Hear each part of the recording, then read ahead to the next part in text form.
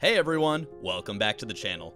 Today, we're diving deep into one of the most successful yet controversial sitcoms of the 2000s, 2.5 Men. This show dominated television ratings for nearly a decade, made its stars incredibly wealthy, and somehow managed to both delight millions of viewers and spark serious criticism at the same time. From its record-breaking ratings to its behind-the-scenes drama, we're unpacking everything that made this show a cultural phenomenon. Well, most recently, I was hit in the head by a door. But before that, I was fixing the satellite dish on the roof and I kind of fell. Why didn't you just call the guy? So grab your bowling shirts and prepare for a deep dive into the world of the Harper Brothers. 2.5 Men premiered on CBS in September 2003 with a deceptively simple premise. Charlie Harper, a wealthy, hedonistic jingle writer, played by Charlie Sheen, has his Malibu beach house lifestyle disrupted when his neurotic, recently divorced brother Alan, John Cryer, and Alan's son Jake, Angus T. Jones, move in with him. The show was created by television powerhouse Chuck Lorre, already known for hits like Dharma and Greg and Grace Under Fire, alongside co-creator Lee Aronson. Together, they crafted a sitcom that would become the anchor of CBS's Monday night comedy lineup for years to come. From its very first season, 2.5 Men established itself as a ratings juggernaut. But what exactly made this show connect so powerfully with audiences? Let's break it down. First and foremost was Charlie Sheen's magnetic portrayal of Charlie Harper. Sheen brought his natural charisma, impeccable comedic timing, and bad boy appeal to the role. What made his performance particularly compelling was how the character seemed to be an exaggerated version of Sheen's public persona, a wealthy bachelor with a penchant for alcohol and women. This blurring of fiction and reality creating a fascinating meta-narrative that viewers couldn't get enough of. The chemistry between the three leads was nothing short of magical. Charlie's hedonistic lifestyle contrasted perfectly with Alan's neurotic frugality, creating a classic odd couple dynamic. Their different approaches to life, parenting, relationships, and just about everything else generated endless comedic situations. Angus T. Jones as Jake provided the perfect innocent foil to the adult humor, often delivering devastating punchlines with childlike obliviousness. The supporting cast elevated the show even further. Holland Taylor as Evelyn Harper, the boy's narcissistic mother, brought scathing wit and sophistication.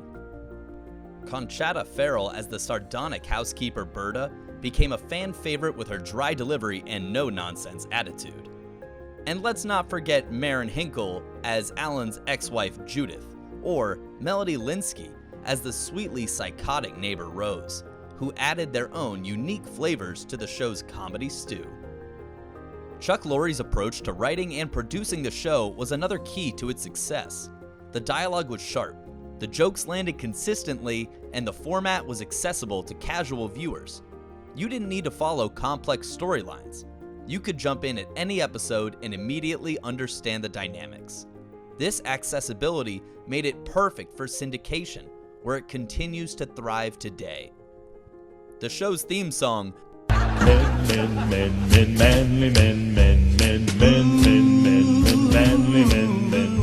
became instantly recognizable and set the tone for the masculine-focused comedy that would follow. Even the show's opening sequence, with the three characters singing around a microphone, became iconic in its simplicity. By its fifth season, 2.5 Men was regularly drawing over 13 million viewers per episode, making it consistently one of the top-rated sitcoms on television.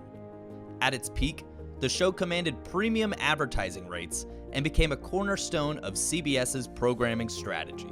Charlie Sheen wasn't just the star of 2.5 Men, he was the show. His portrayal of Charlie Harper became the axis around which everything else revolved. Sheen's natural comedic instincts allowed him to elevate even mediocre material. His deadpan delivery, perfect timing, and distinctive vocal patterns turned ordinary jokes into memorable moments. Whether he was delivering sarcastic one-liners, navigating awkward situations with women, or reluctantly dispensing wisdom to his nephew, Sheen made it all look effortless. This talent didn't come cheap. By 2010, Sheen was earning an astounding $1.8 million per episode, making him the highest paid actor on television. This massive salary was a testament to his value to the network. Executives knew that viewers were tuning in specifically to see Charlie Sheen. What made the character of Charlie Harper work so well was the sense that we were getting a peek behind the curtain at the real Charlie Sheen. The character's womanizing, drinking, and carefree attitude seemed to mirror Sheen's public persona, creating a fascinating meta layer to the performance. Audiences felt like they were in on the joke, watching a slightly exaggerated version of the real thing. Sheen brought an undeniable star power to the role. Having already established himself as a leading man in films like Platoon, Wall Street, and the Hot Shots franchise, Sheen lent Hollywood credibility to the small screen at a time when film actors rarely crossed over to television. 2.5 Men employed a specific brand of comedy that set it apart from other sitcoms of its era. While shows like Friends and Everybody Loves Raymond focused primarily on relatable family situations and relationship dynamics, 2.5 Men leaned heavily into adult humor. The show's comedy was built around sexual innuendo, alcohol consumption, and the clash between Charlie's hedonism and Alan's neuroses. Many episodes centered around Charlie's promiscuity, with endless jokes about one-night stands, morning after awkwardness, and his general objectification of women. The writing team expertly crafted setups that allowed for risque punchlines while still staying within the boundaries of network television standards. Double entendres and suggestive dialogue became the show's specialty, allowing adult viewers to catch the real meaning while providing plausible deniability for younger audiences. A typical episode might involve Charlie bringing home a woman, Alan embarrassing himself in front of a potential date, and Jake saying something unexpectedly profound or hilariously dumb. This formula proved remarkably durable, carrying the show through multiple seasons without feeling stale. The comedy also capitalized on the fish-out-of-water dynamic created when straight-laced Alan and innocent Jake entered Charlie's bachelor paradise. Alan's frequent financial struggles and romantic failures provided a counterpoint to Charlie's carefree lifestyle, creating relatable moments amid the more outrageous scenarios. Despite its enormous popularity, or perhaps because of it, 2.5 Men became a lightning rod for criticism. The show's humor often revolved around themes that many found problematic. First and foremost was the show's treatment of women. Charlie's character constantly objectified women, treating them as disposable conquests rather than people with agency and depth. Female characters were frequently reduced to stereotypes: the crazy ex-girlfriend, the gold digger, the desperate middle-aged woman. Episodes regularly featured jokes about one-night stands, escorts, and ex-wives that many viewers and critics found misogynistic. Media watchdog groups frequently cited the show for its adult content airing during prime time when children might be watching. The Parents Television Council named it the worst primetime show for family viewing multiple times due to its sexual content and crude humor. The show also regularly made light of excessive drinking and irresponsible behavior. Charlie's heavy alcohol consumption was portrayed as funny rather than concerning, and he rarely faced realistic consequences for his actions. Critics argued that this glamorized substance abuse and promoted unhealthy lifestyle choices. Some mental health advocates took issue with how the show portrayed Alan's neuroses and anxiety for laughs, arguing it trivialized mental health struggles. Similarly, others criticized the show's occasional jokes at the expense of LGBTQ+ individuals as being insensitive and reinforcing negative stereotypes. The show's defenders argued that it was merely reflecting reality rather than promoting these behaviors, and that the characters often did face consequences for their actions in comedic ways. They pointed out that Charlie's lifestyle was frequently shown to lead to emptiness and dissatisfaction, even as it was played for laughs. No discussion of 2.5 Men would be complete without addressing the behind-the-scenes drama that eventually led to Charlie Sheen's infamous departure from the show. Throughout the show's run, Sheen's personal life often made headlines for all the wrong reasons.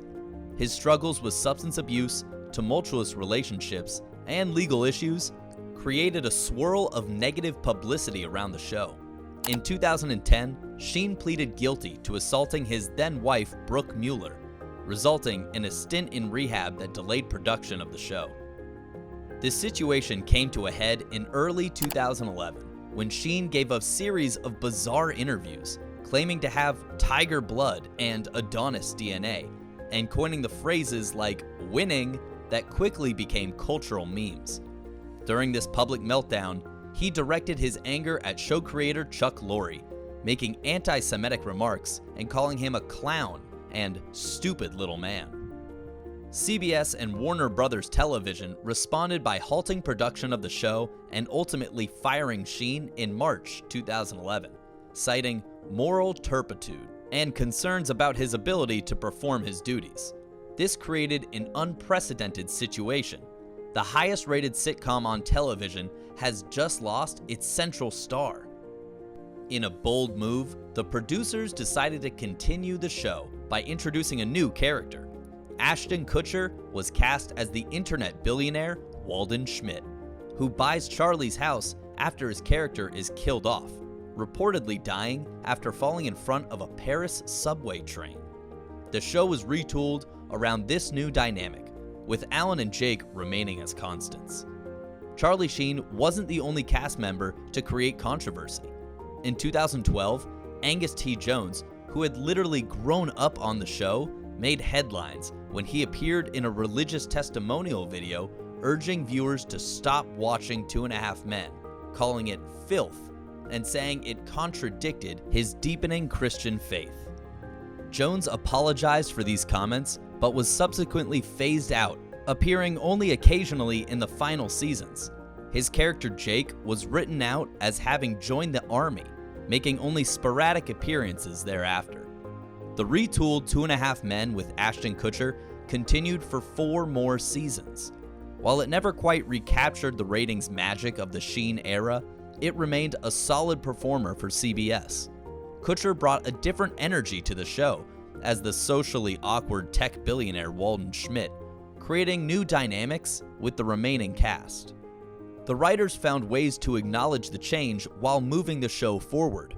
References to Charlie's character were frequent in the early post-Sheen episodes, mostly in the form of jokes about his wild lifestyle and ignominious death.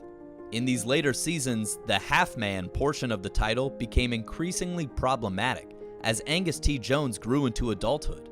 With his reduced role, the show focused more on the relationship between Kutcher's Walden and Cryer's Alan, along with the new supporting characters. After 12 seasons and 262 episodes, 2.5 Men aired its finale in February 2015. The controversial final episode, titled "Of Course He's Dead," centered around the revelation that Charlie Harper wasn't actually dead, but had been held captive all these years. In a meta twist that acknowledged the real-life drama, the episode featured numerous references to Sheen's public meltdown and conflicts with Chuck Lorre. While Sheen himself didn't appear in the finale, reportedly turning down an offer to return, a stand-in character representing Charlie was shown from behind, only to be crushed by a piano in the final moments.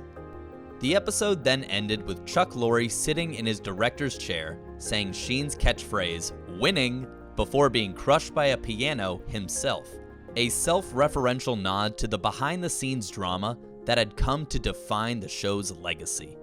Despite its controversial aspects, 2.5 Men left an undeniable mark on television and popular culture.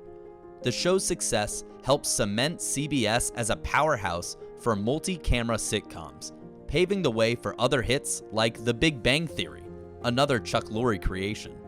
It demonstrated that traditional sitcom formats could still draw massive audiences in an era when single-camera comedies like The Office and 30 Rock were receiving more critical acclaim.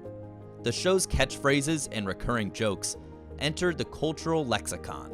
Charlie's bowling shirts became an iconic wardrobe choice, and the show's theme song remains instantly recognizable. The behind-the-scenes drama with Charlie Sheen created one of the most memorable celebrity meltdowns in Hollywood history. Terms like winning, tiger blood, and Adonis DNA became lasting memes.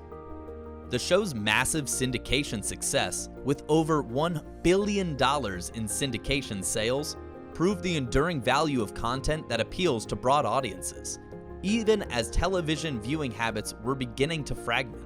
2.5 Men occupies a complex place in television history. On one hand, it represents the pinnacle of traditional network sitcom success in the 2000s, with its massive ratings, lucrative syndication details, and star-making power. On the other hand, much of its humor hasn't aged well in light of evolving social attitudes. The jokes and scenarios that made audiences laugh in 2003 often feel dated or inappropriate when viewed through a contemporary lens. What's undeniable is the show's commercial impact. At its peak, 2.5 Men was not just a television show, but a money-printing machine for CBS and Warner Brothers Television. It made Charlie Sheen the highest-paid actor on television, turned Jon Cryer into a 2-time Emmy winner, and launched Angus T. Jones as one of the highest-paid child actors in history. The show also cemented Chuck Lorre's status as one of television's most successful producers, giving him the clout to launch other successful sitcoms like The Big Bang Theory, Mike and Molly, and Mom. 2.5 Men remains a fascinating case study in television success and controversy. Its 12-season run captured a specific moment in American culture, reflected changing attitudes about comedy and appropriateness, and demonstrated both the power and pitfalls of building a show around a volatile star. Love it or hate it, the show delivered exactly what millions of viewers wanted: escapist entertainment that didn't take itself too seriously. It pushed boundaries, made people laugh, and created iconic characters that continue to entertain in syndication. Its legacy is complicated by its controversial content and behind-the-scenes drama, but its impact on television history is undeniable. As we look back on 2.5 Men, we're not just examining a successful sitcom, but a cultural artifact that reflects the comedy, controversies, and contradictions of its era. What do you think about 2.5 Men? Was it harmless fun or problematic entertainment? Did you prefer the Charlie Sheen or Ashton Kutcher years? Let me know in the comments below, and don't forget to like and subscribe for more deep dives into your favorite TV shows.